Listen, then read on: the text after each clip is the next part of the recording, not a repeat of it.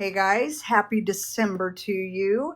I'm here in my studio and I want to do some hand-painted cards to send out.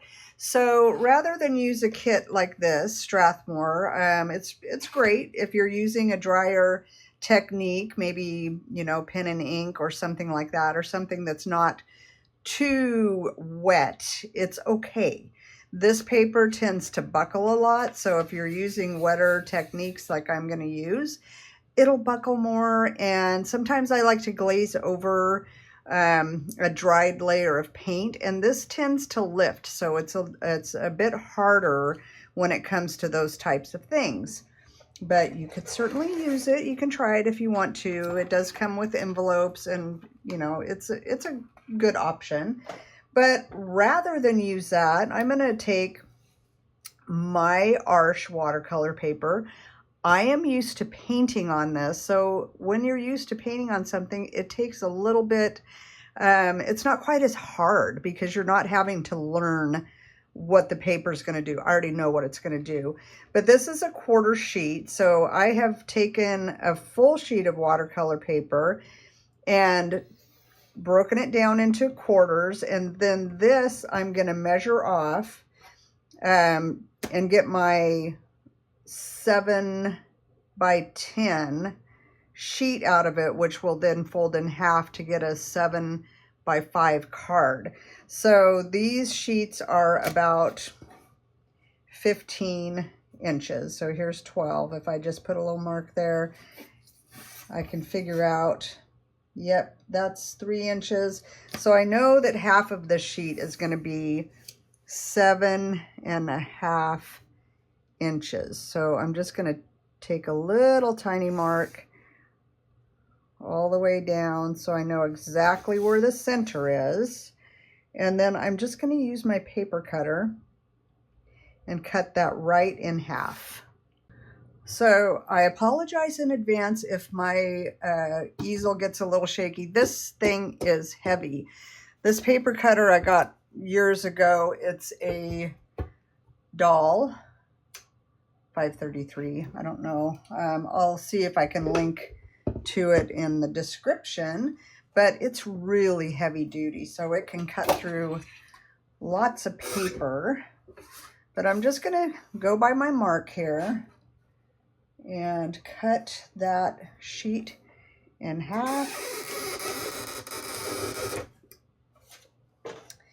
Now I've got one clean edge, but I want actually 3 clean edges. So I'm going to go measure that out. I've got about 7.5 there, which is what we measured. I want 1/4 of an inch off of each side.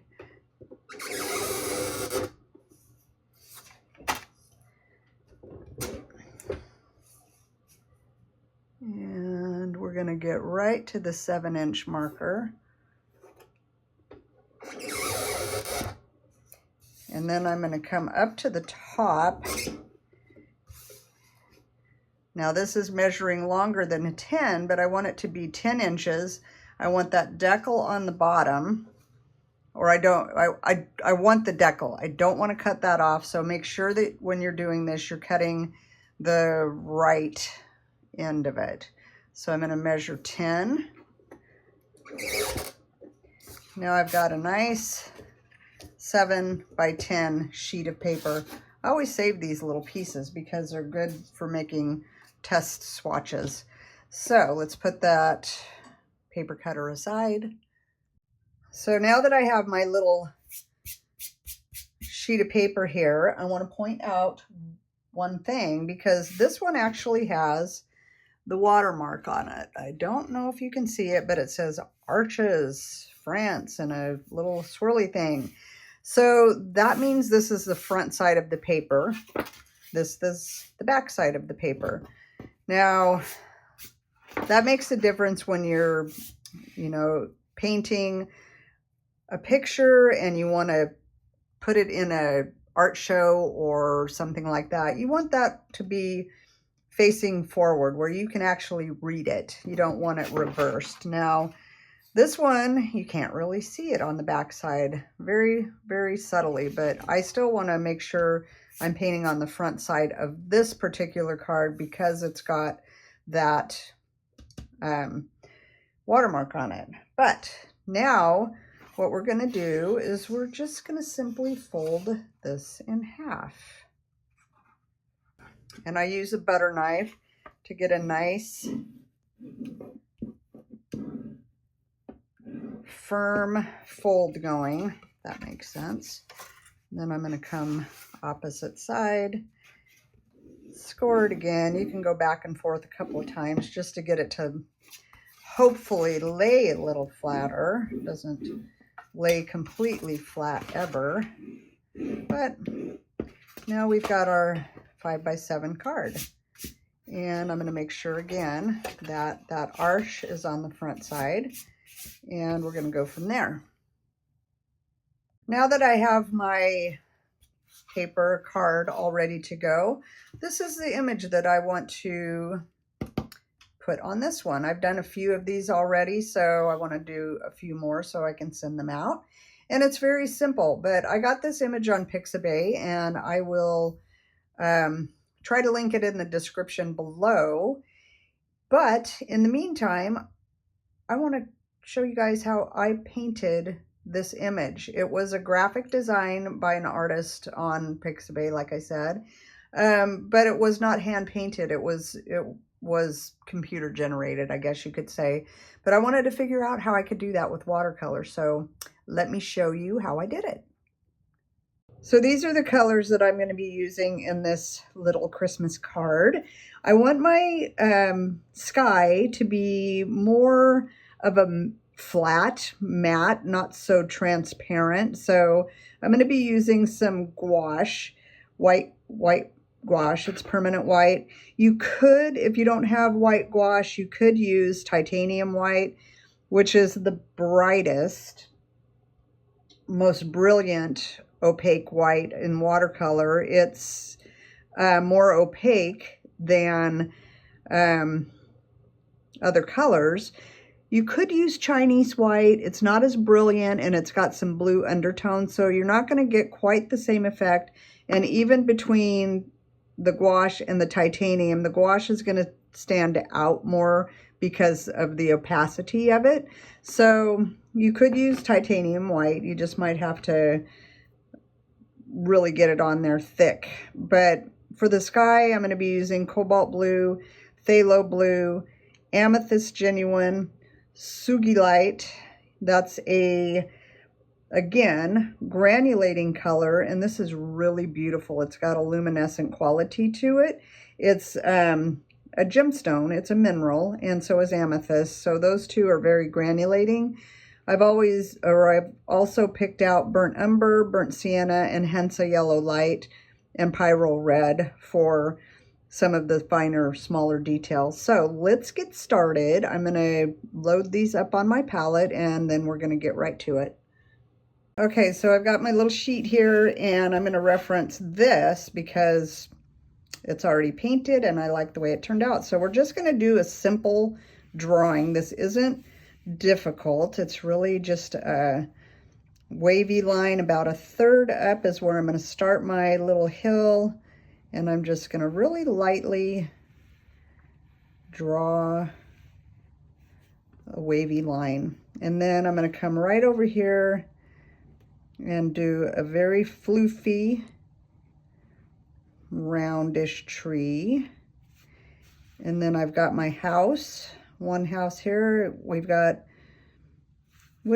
want to do straight up and down necessarily. We can give it a little whimsy and do a kind of a slanted line. And then this roof line is going to follow the slant of the hill. So that's the only thing that I will be kind of particular about because it's a perspective thing.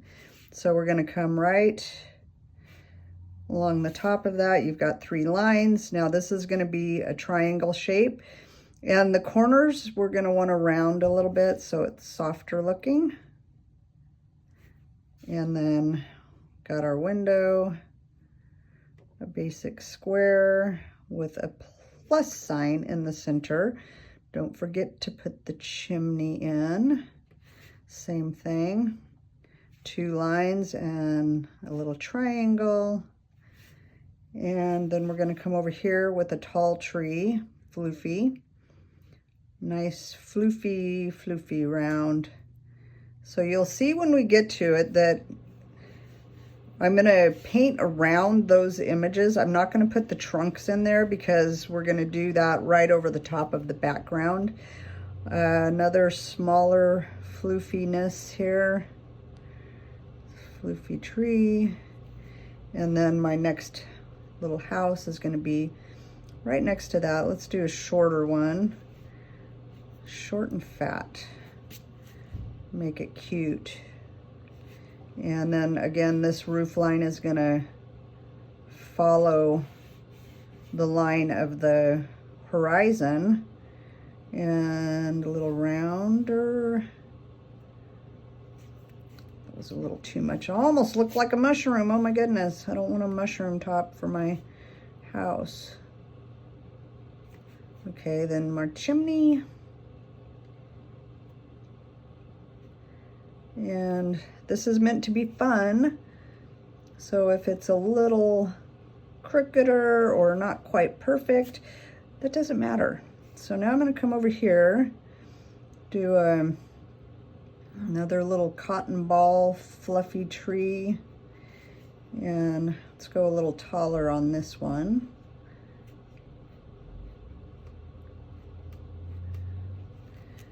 And that's it. Really simple, right? So let's get started on the painting part. I'm going to put this aside and get started on this. First thing I want to do is tape it down. So I have about a 1/2 inch artist tape. So this I get at Blick. 1/2 inch. It's not as tacky and it's acid free, archival quality, so you don't get any of that on your paper. So I want to make sure that my lines are as even as possible and that they come in pretty much equal distances from the edge, because when you pull off the tape you're going to get a nice border that way. And I'm just reusing some tape I had from a different project. So come down here, try to get that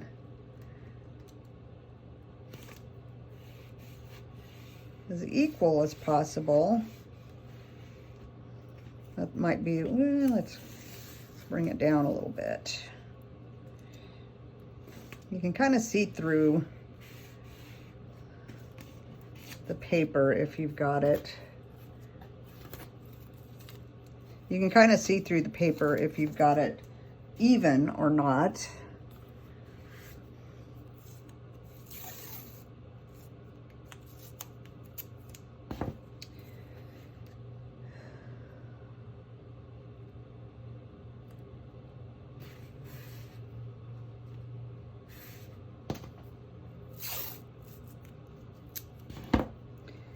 And come in on the side on this one, and then we will start mixing our paint. Okay, so that's about right. And then let's get my palette up here. So now you see I've got my fresh paint here. Fresh paint is really nice. I'm going to use this number 8 Princeton Velvetouch. You might look at that and think that's going to be too big when you see where we're going with this, but it's better to get used to using a brush that's a little too big, that you maybe are a little uncomfortable with, rather than struggling with a small brush that isn't going to cover as much area as you need it to. I'm going to get my paint, let's go over here. I'm going to get my paint mixture so I don't drip it on my paper. Starting with, this is actually a color that might end up getting mixed in there. It's Saguaro Green Duochrome. And I actually really like that because it's got that luminescent quality as well. So it may end up accidentally getting in there. just so you're aware. So I've got my beautiful blues, cobalt blue, phthalo blue, and I want a pretty thick and creamy mixture. I'm going to be getting my paper wet first and then adding the paint to that wet on wet. And so you want to make sure that the paint that you're putting into that wet on wet isn't too diluted, because it's going to dry lighter, and if it's too diluted, it's probably going to turn out too light. So I want my mixture here to be pretty thick. And I'm going to start adding some of the Sugilite. I'm going to need a lot of that. So let me put that whole blob over there.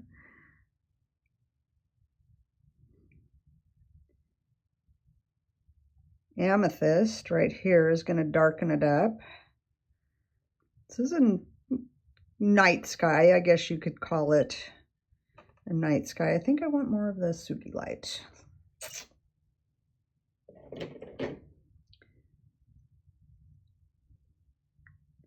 Just put it right there. That should be enough, hopefully.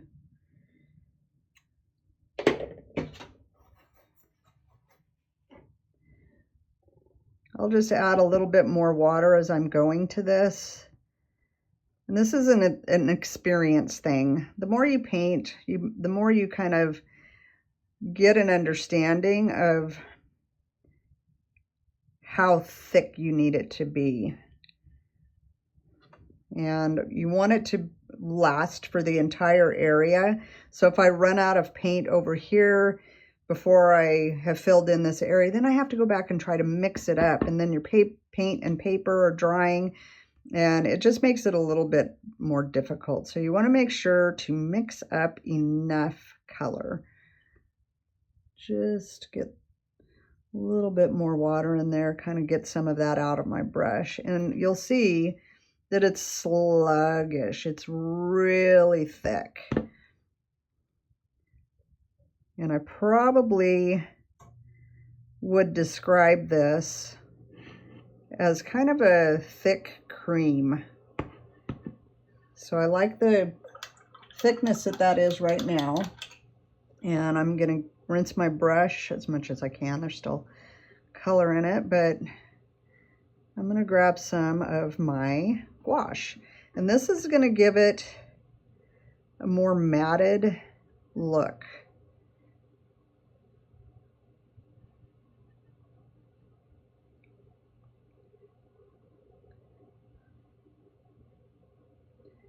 Because it's so opaque. Now you can use colors that you have on hand. Just play around with that. But like I said, I like the little luminescent quality of the Amethyst and the Sugilite. So that's going to come through when the paint is drier. A little bit more of that in there. You just have to play around with adding color and just figuring out how thick you want that to be. I think we're going to be good on this. So now comes a really important part. Not this particularly, but I thought I'd show you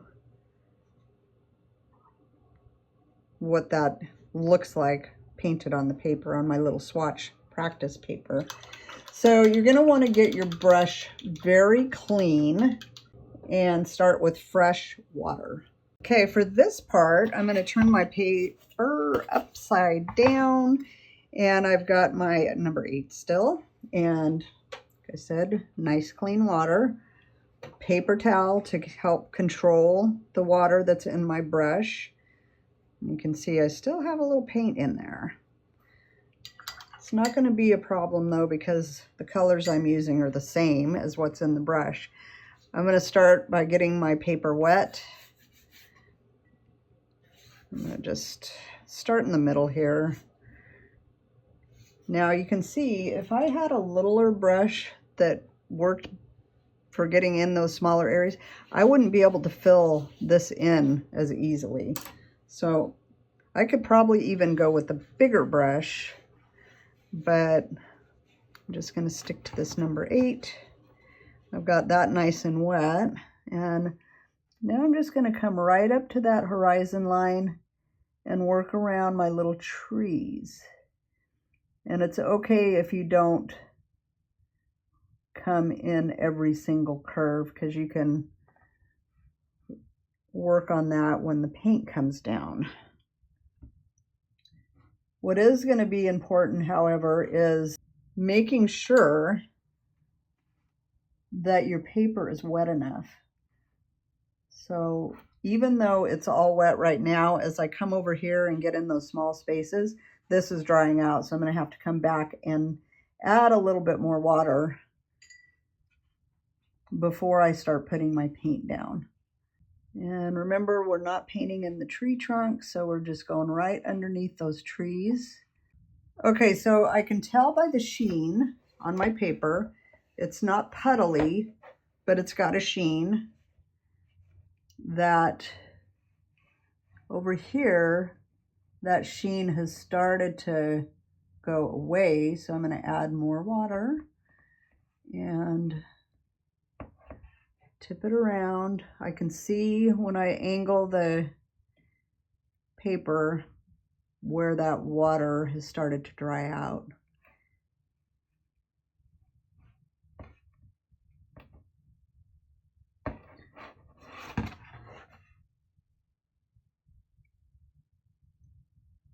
So because there's water on the paper, as I tip it and drop in some water up here, it's just going to flow where it needs to go.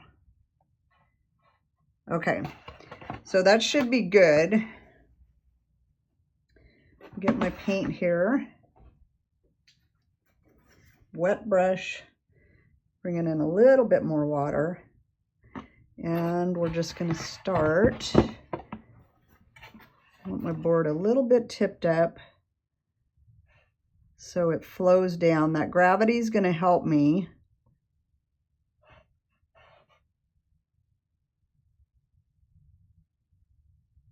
to get that paint moving down the page.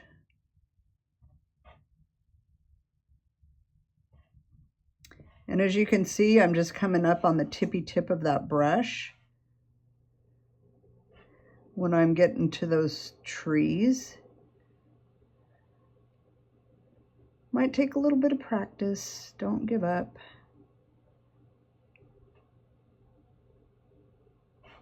And we can also come in with gouache.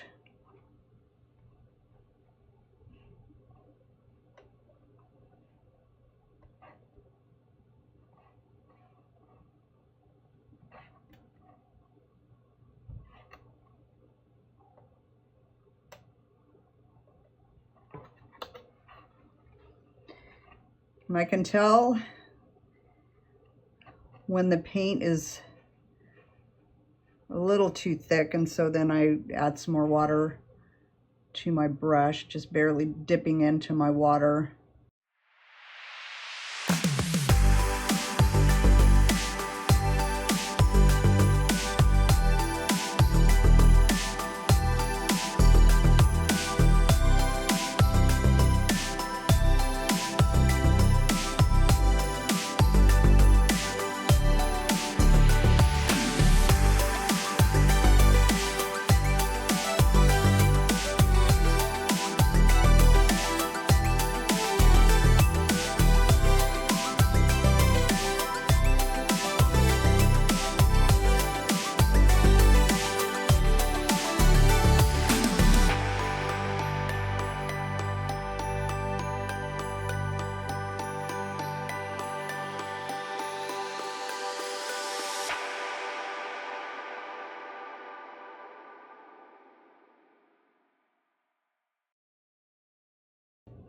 Plenty of water down at the bottom there, so I'm just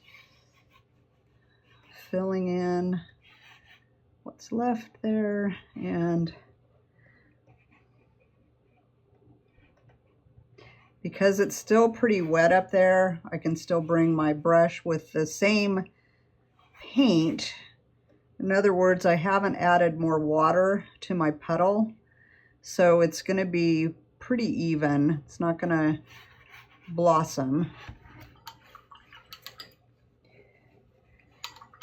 Okay, so that looks pretty good. I like this color. I'm going to clean that up so it doesn't keep going down onto the back of my page. Now I want to add salt, and I've got in my little photo.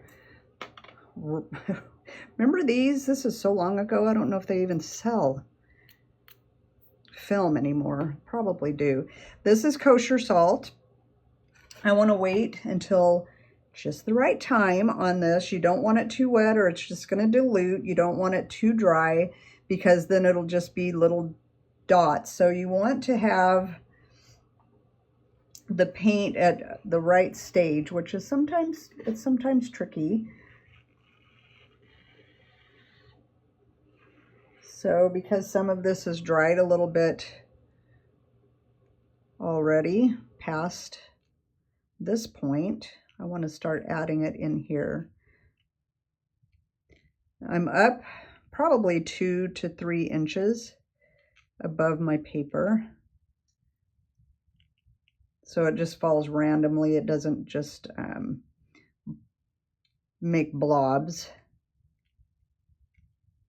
And the sheen on this is just, it's starting to fade away. It's not all the way gone. It's not puddly.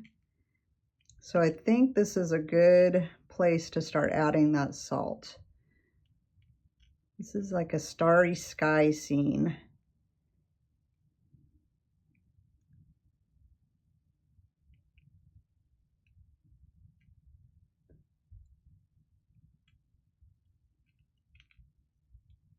Kind of rubbing my fingers. I think that should be good.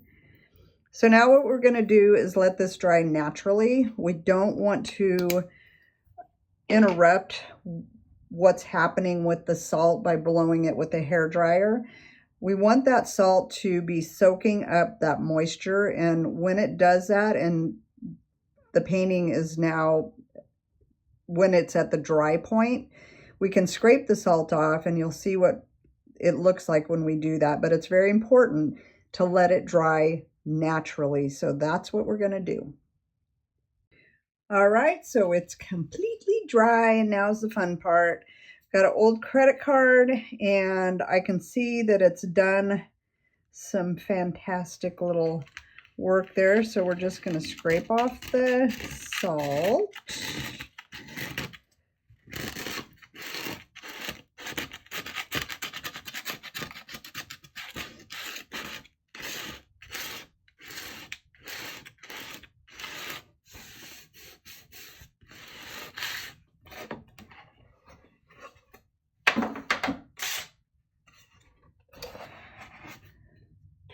And as you look closely, you can see what the salt did. This down here was a little bit drier. I mentioned that. This still had more moisture. The ones that were drier were just didn't spread out like this did. So it didn't have as much moisture to suck in, so it just did a little dot. But I really actually like that. It makes these look more distant and these look a little bit closer. So, okay, so now comes another fun part with this is we're going to splatter some of that gouache on here. If you don't have a brush that splatters well, try to find one. Go through your brushes and see which of them have a good splatter. There's differences. This one gives me a nice little scattering of splatter, and I really like it. So just kind of maybe practice on a sheet of paper and see which brush you like best. I'm sure you have something. So I'm going to get this thick,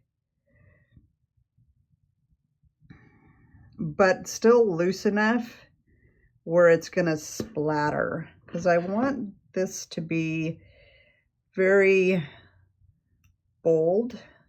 Like when it dries, I want it to be nice and white.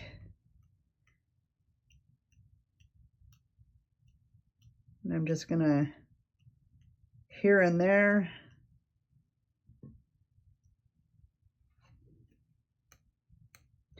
tap it a little harder this way and get some of that to release.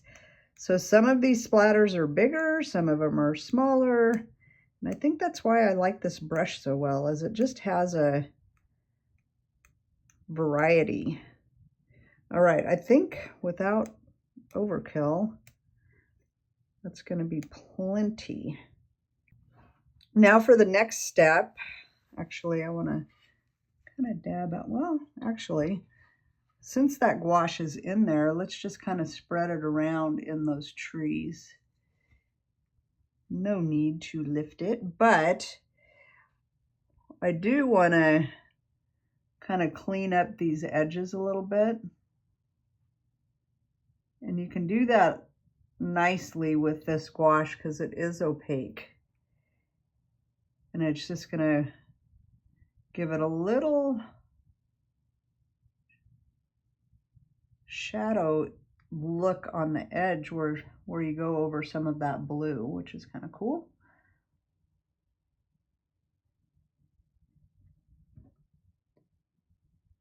Let's just go do that in all of these guys.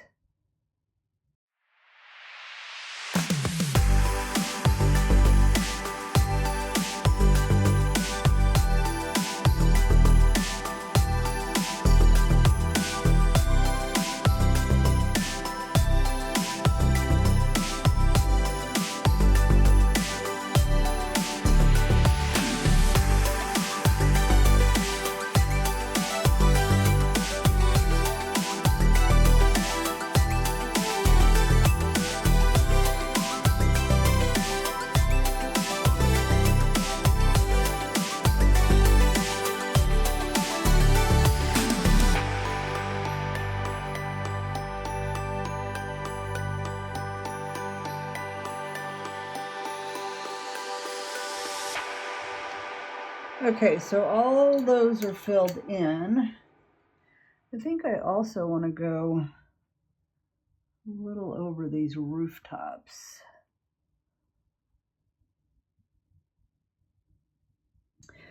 For the little houses, we're going to use, it this way, burnt umber,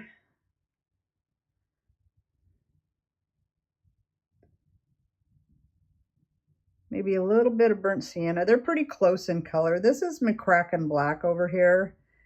I'm just going to darken that up a smidge.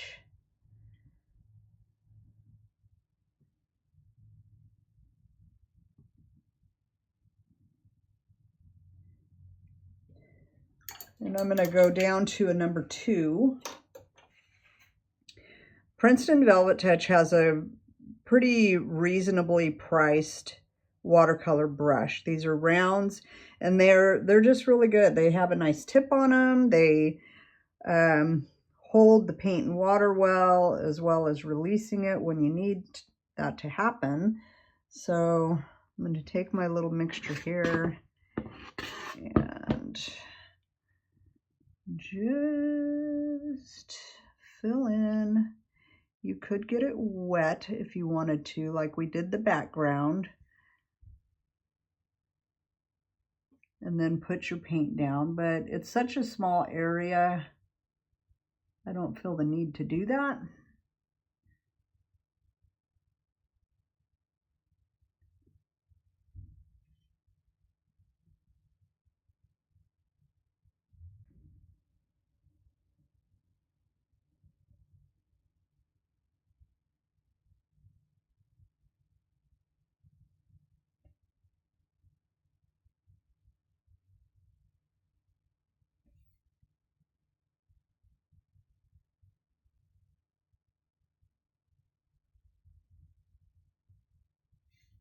Okay.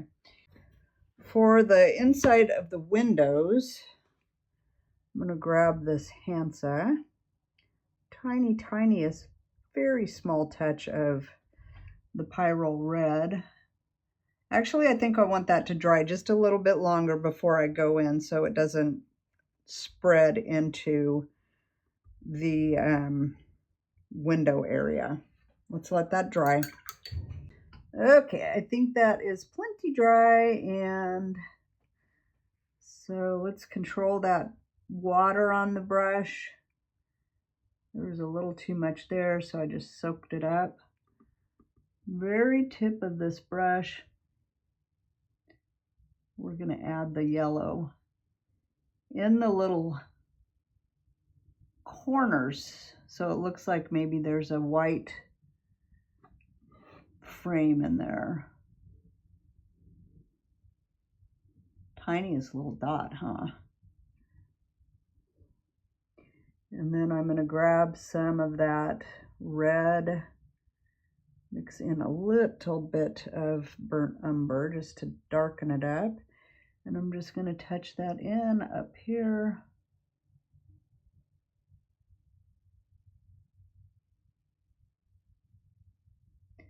And over here.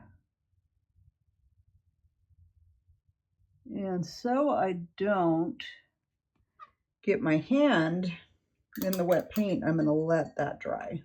Okay, so now I'm going to grade this down just a touch by adding a little tiny bit of burnt sienna, and that's going to give me a little bit of a gray.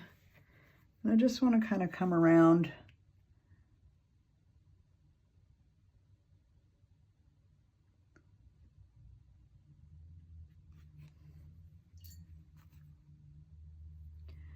right along the edge of the roof.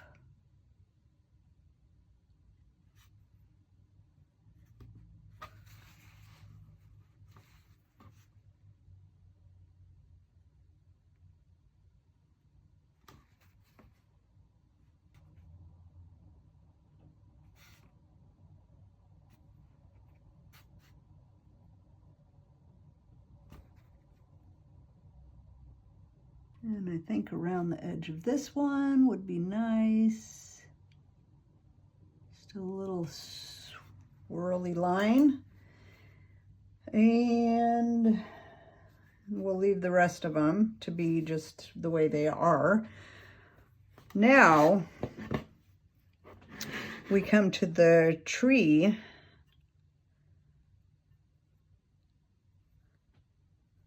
The trunk and the stems. I'm going to grab again this burnt umber and a little of that McCracken black. I want it to be a little bit darker than the houses, so let's add a little bit more of that.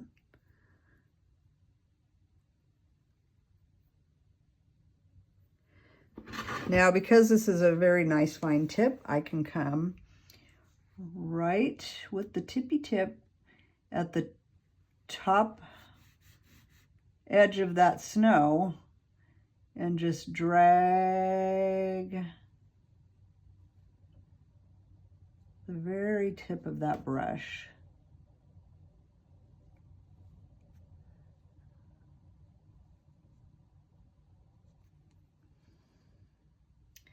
And we're going to do the same to the rest of these.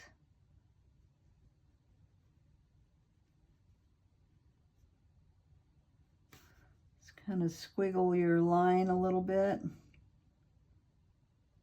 Give it a little personality.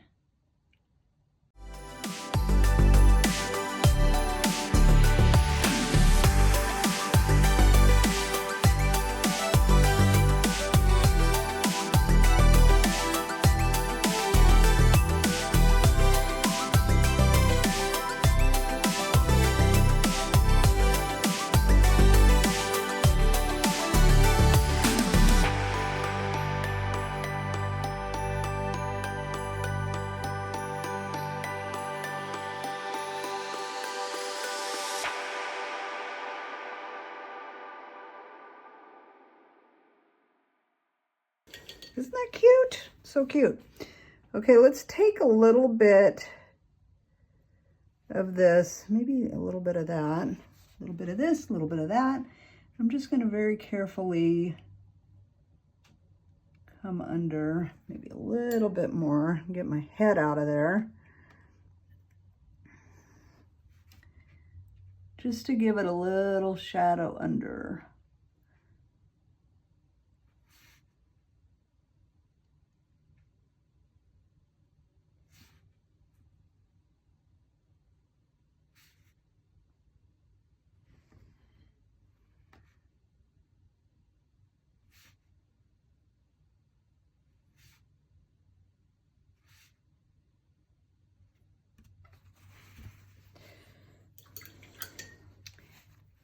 Very cute. Next is the finishing touches, really. Go back to the number 4. It's not actually the finishing touches. We're first going to do the glitter. Actually, before the glitter, that will be my final. I'm going to take this gouache, got my number 4. We're going to do a long stroke. Let me show you with the color. Long stroke is just tip of the brush, dragging it, pressing down, coming back up. That's what we call a long stroke. So I'm actually going to do that right here with the shadow of the hill. So tip of that brush, press. No, there wasn't quite enough paint on the brush, but it's okay, actually. I can leave it like that. I could go back over the top of it carefully, but I think I'll just leave it like that and let it be the sparkle of the snow. So we're gonna do the same thing up here with right at the chimney. We're gonna press in and then release. There's your little chimney. And right here, long stroke on those two. We're gonna let that dry, then coming in with some glitter, kind of fun way to finish it for the final touches of this cute little card. Okay, so for the finishing touches, I'm using neutral pH adhesive. This is a PVA adhesive. It dries clear and stays flexible. I'll be applying it with this, just a synthetic flat brush, and the glitter I'm using I just got at my local Fred Meyer grocery store, and it was a little kit. It had a bunch of colors, but the silver and the white are the ones that I'll be using here. So my first step will be getting this glue just kind of sporadically placed. Needs to be a little bit thicker so it doesn't dry out before I get the glitter.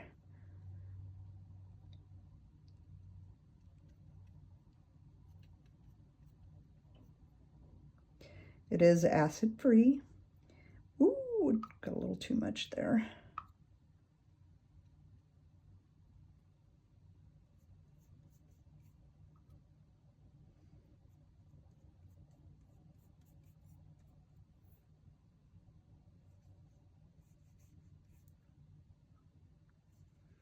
Give it some movement. And let's get to it so it doesn't dry out. I've got silver and white.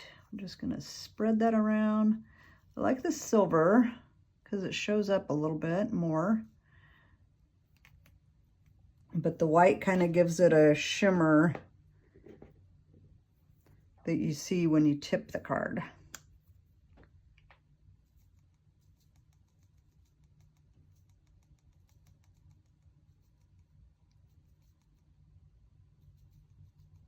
And then we're gonna just let this dry naturally as well, and just have to be patient. I think a little in the trees might have been nice too, but we'll do that afterwards if I look at it and think it needs it. So let's let that dry naturally, and then we'll come back for the big reveal. All right, I think this is dry. So we're just gonna get that glitter off. Put a paper towel down because it can be a little bit messy. All right, look at the sparkle. Isn't that cute?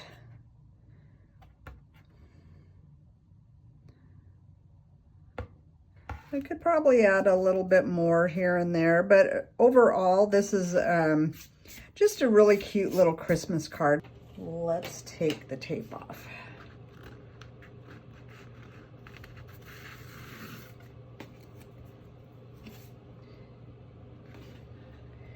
And I always am careful when I take the tape off to pull away and kind of down. If you pull up, a lot of times you're going to risk ripping your paper. So down and just pull down slowly.